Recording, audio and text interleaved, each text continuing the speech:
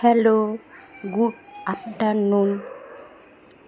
রত্নার স্বাদের রান্নাঘরে চলে আসলাম আবার। দেখো আমার রান্নাঘর এখনও পরিপাটি করে গুছানো হয়নি, সবে হচ্ছে, নতুন আসলাম।